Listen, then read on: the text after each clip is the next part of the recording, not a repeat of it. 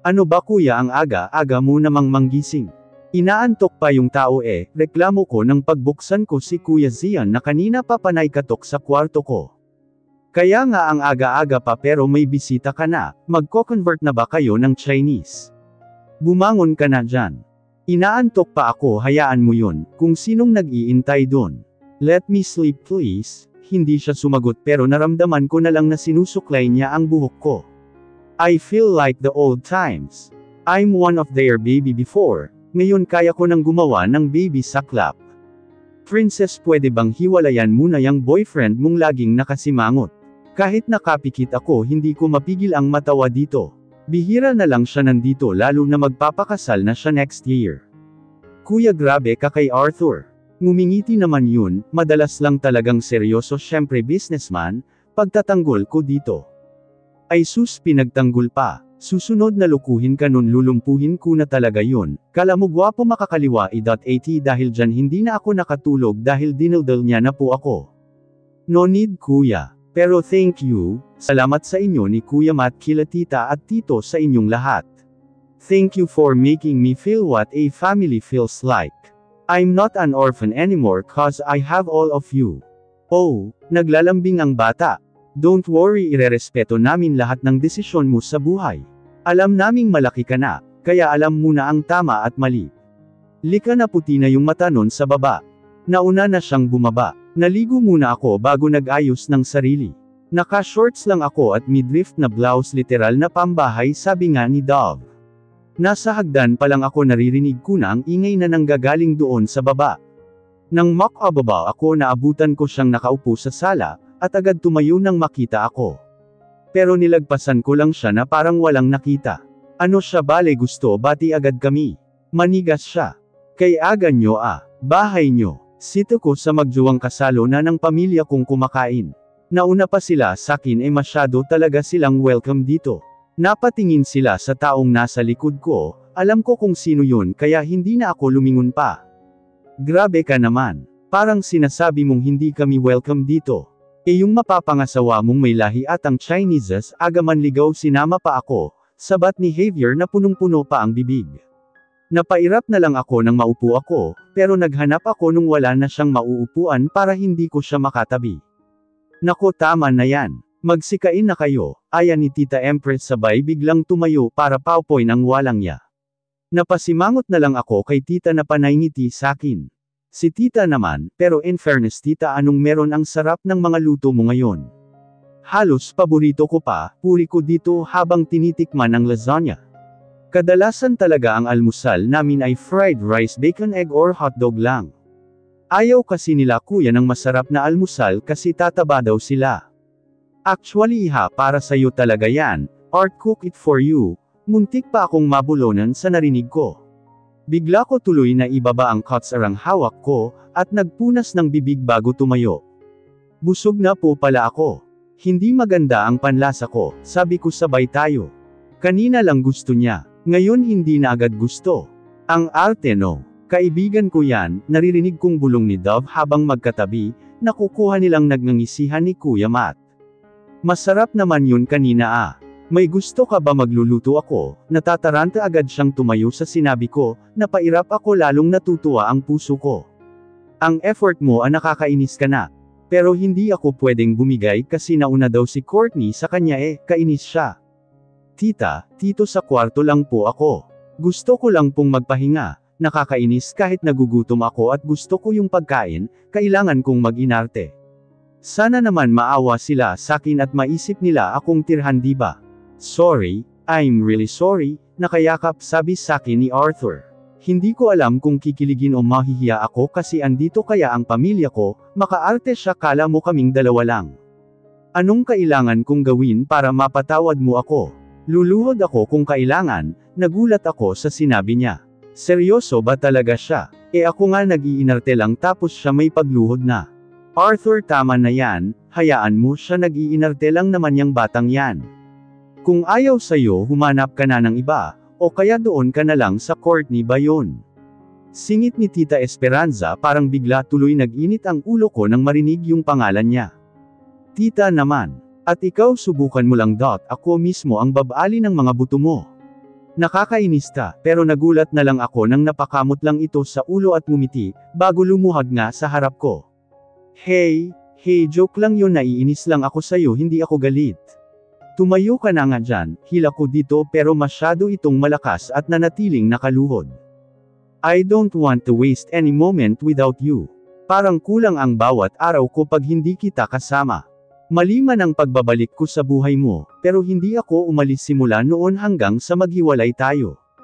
Lagi akong nasa likod mo nakamasid. Mukha mang stalker. Pero kailangan ayokong pagbalik maunahan pa ako ng iba. Bago mawala sila tito, they promised me na ipapakilala na nila ako. But tragedy happened, so I made my grand entrance for you. Napangiti ito at napairap ako. Unexpected, yes. Pero darating at darating ako sa buhay mo, huliman, pero nandun ako. Wala man sila tito dito pero nangangako akong aalagaan kita. Hindi ko man sila mahigitan pero tutumbasan ko, love. I will be your friend, your crying shoulder and your knight in shining suit forever. Kahit hindi ko hobby ang pagtitext at FaceTime, I'm willing to learn so I can talk to you and see you smile every day. Tumigil ka na nga. Nakakainis ka na, ha? Ang haba na ng speech mo, mag-so sorry ka lang naman. Tumayo ka na dyan, sito ko sa kanya kasabay ng pagpigil ko ng mga luhang kanina pa pala dumadaloy sa pisngi ko. I know this is not the best venue and setup, but I can't wait for another day without you by my side. My love, you are the best gift that God sent me. I may not be the perfect boyfriend to you as you always saying I'm too old for you. But I can be millennial if that's what it takes to make you stay.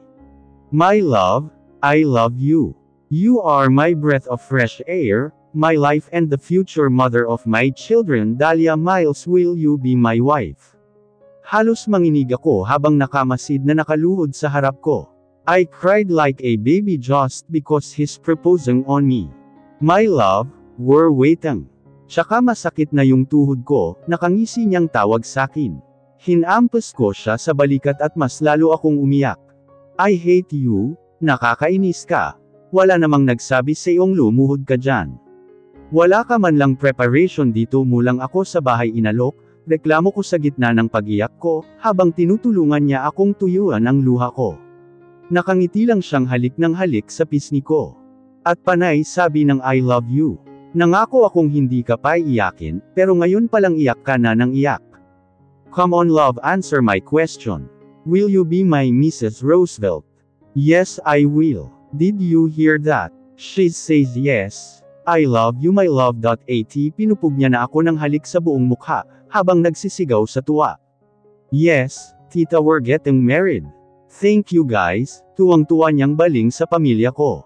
Napapailing na lang din ako habang nakatingin sa kanyang isa-isa silang niyayakap para magpasalamat.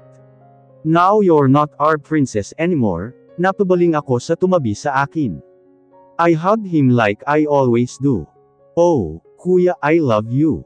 Thank you for always being here with me. But I'm always your princess. Do I deserve this, kuya? Napailing siya bago ngumiti sa akin. Of course. Everybody deserves a happy ending and you're one of them. He loves you too much para hindi na makaabot sa venue at sa exact date. Masyado kasing matigas ang ulo mo, tapik ni kuya sa ulo ko. Kunot-noo naman akong napabaling sa kanya. Venue. Exact date. Yes, beshi. Dapat bukas pa ang proposal, nakahanda na nga eh. Kaso ang baliw mong boyfriend paranoid na, kasi ilang araw munang hindi pinapansin. Baka daw wala na siyang mapakasalan at e-break muna daw siya. Lakas, tama sa'yo besh. Ganda mo eh, at sabay na lang kaming tatlong nagtawanan doon sa sinabi ni Dove. Pinabayaan ko siyang magsaya kasama ang pamilya ko. Minsan lalapit siya saglit pero tatawagan din nila kuya, at wala siyang magawa. Niloloko kasi nila itong itatago ako, at hindi na ipapakasal sa kanya. Napangiti ako habang nakatingin sa singsing ko. Ang laki ng bato doon, mahal siguro yun kung ibebenta ko. Abala ang lahat sa kainan kaya hindi nila narinig ang pag-doorbell. Baka may bisita pa sila kuya doon. Ako na lang ang pumunta doon, para tingnan kung sino ang dumating. Pagbukas ko ng pinto wala namang tao. Isang box lang ang nakita ko doon. Lumabas pa ako para tingnan baka malapit pa yung nag-iwan, pero wala akong nakita. Pabalik na ako sa gate ng isang mabilis na motor na rumaragasa papunta sa akin. Gumgewang-gewang ito habang mabilis na umaandar. Kailangan kong umalis pero hindi ako makagalaw, kaya niyakap ko na lang ang sarili ko at pumikit. Pero may dalawang malaking braso ang yamakap sa akin doon. Akala ko matutuluyan na ako, pero nasa kabilang side na kami ng kalsada, habang ang motor nakatamba sa gutter ng mismong tinatayuan ko kanina. God, Miles, are you okay? May masakit ba sa'yo? I need to bring you to the hospital. Napapikit-pikit pa ako habang nakamasid sa kanya. Tumutulo ang dugo sa may kilay niya, tumama ata kanina nang bumagsak kami. Hindi niya ba nararamdaman yun? Dahlia, ayos ka lang. What happened? Biglang lapit ni Kuya Matt sa amin. Si Tito Will naman ay abala na sa kausap sa telepono. Arthur, dumudugo yung kilay mo. And your arms too? Epe-check natin yan. Tawag ko sa pansin niya nang makatayo kami at abala siya sa pagkausap sa kung sino, habang mahigpit akong hawak-hawak. Ayos lang ako. Galos lang ito, ikaw may masakit ba sa'yo? Ah yes. Hindi ko na narinig ang sinasabi niya sa kausap niya nang humiwalay ako sa kanya. Nakita ko kasi ang box na naiwan sa harap ng gate kanina, at kinuha ko iyon. Pero laking gulat ko nang makita ko ang laman noon, nabitawan ko pa yung box sa sobrang takot. Isang pusang itim na patay ang nakalagay doon. Sobrang brutal ng pagkakapatay dito, at nagkalat ang dugo doon sa loob ng box. Hindi ko alam pero nanginginig ako sa sobrang takot, habang nakatingin doon sa pusa. Kahit sila tita na agad dumalo sa akin ay ganoon din ang reaksyon. Someone is up to something, dinig kong bulong ni Kuya Matt. Nagkatinginan silang dalawa bago tumingin sa motor na sa gutter. Maayos naman ang driver noon, pero sabi niya nawalan lang daw siya ng brake. Kaya mas lalo akong napayakap kay Arthur, na sobrang tahimik at nakatiimbagang, habang nakatingin doon. Hindi ko alam pero natatakot ako para sa seguridad ng lahat. Kung may masamang nagbabalak sa amin ng masama sana mahuli agad. Hindi na natapos ang party, dahil nakuha na ng nangyari sa akin ang atensyon ng lahat. Mas lalong nadagdagan ng bantay sa bahay at ganoon din sa akin. Ngayon habang papasok ng opisina, dalawang sasakyan na ang nakasunod sa akin. Dati madalas si Kuya Dan lang mag-isa, ngayon mas nadagdagan pa. Pagdating ko sa opisina ko ay nagkakagulo ang mga tao. Hindi ko alam kung anong nangyayari, pero masyado pang maaga para sa kumos iyon. Ano bang nangyayari, bakit pinapaalis niyo ako? Taka kong tanong nang hindi ako pinapalapit ng mga ibang tauhan doon. Naku ma'am, yun po ang utos ni Sir Art at Sir Matt. Sumusunod lang po kami, nagtaka ako doon kaya pinilit kong makalapit, at laking gulat ko nang makita ko si Courtney na nasa gitna, at pilit kumikawala sa hawak ng dalawang gwardya. Let me go. Hindi nyo ba ako kilala? Bitawan nyo ako, ano ba? Art, ano ba? Sabihan mo silang pakawalan ako, nasasaktan ako. Hindi ka ba naawa sakin? Halos kilabutan ako habang nakikinig sa kanya. Yung boses niyang mula sa galit ay unti-unting naging malambing at nakakaawa. Please Courtney, calm down, okay? Don't do this. Sinasaktan mo lang ang sarili mo, dinig kong sabi dito ni Arthur. Puno ng pagsusumamo ang boses at mukha nito para sa kaibigan. Kahit naguguluhan at naiinis, nanatili akong nanood at nakikinig sa kanila. You're the one who's hurting me. Kaibigan mo ako, diba? I'm your best friend, pero what happened? You choose her over me. Humikbi ito. I need you last night. Cause I'm scared and lonely. Pero ayaw mong puntahan ako kasi abala ka. Abala ka sa babaeng yun na walang ginawa kundi ang saktan ka. That's not true. I care for you and Miles is very important for me. Alam mo yan, diba? Please Courtney. Nakayuko lang si Courtney habang umiiyak. Pero halos napaigtad ako nang magangat ito ng tingin, at tumawa ng sobrang lakas na akala mo nababaliw. Natulos ako sa kinatatayuan ko nang dam ako ang tingin niya sa akin, na sobrang talim bago ngumisi. Nakakatakot ang itsura na parang mananakit ito anumang oras. Napaatras ako nang bigla itong tumayo, at akmang tatakbo papunta sa akin. Walang hiyakang babae ka. Ikaw ang umagaw sa akin kay Art. Malandi ka, maharot kang babae ka, ikaw ang may kasalanan ng lahat. Dapat sa'yo mawala ka na, naghi-hysterical nitong sigaw. Masaya ka naman diba? Please akin na lang si Art. Let him go kasi ako kailangan ko siya, I can't live without him. I need him, umiyak niya ng pagsusumamo sa harap ko. Hindi ko alam pero sobrang awa at takot ang nararamdaman ko sa harap niya. Nagwala pa ito doon at sumisigaw. Mabuti na lang at may mga dumating ng nurse, at agad siyang pinatulog. Ilang beses ko pang narinig ang pangalan ko na sinisigaw niya at galit na galit. What happened to her? Tanong ko habang nakatulalang nakaupo sa sofa ng opisina ni Art. Dito niya ako dinala para mas nakikita niya daw ako, at hindi daw siya mapakali.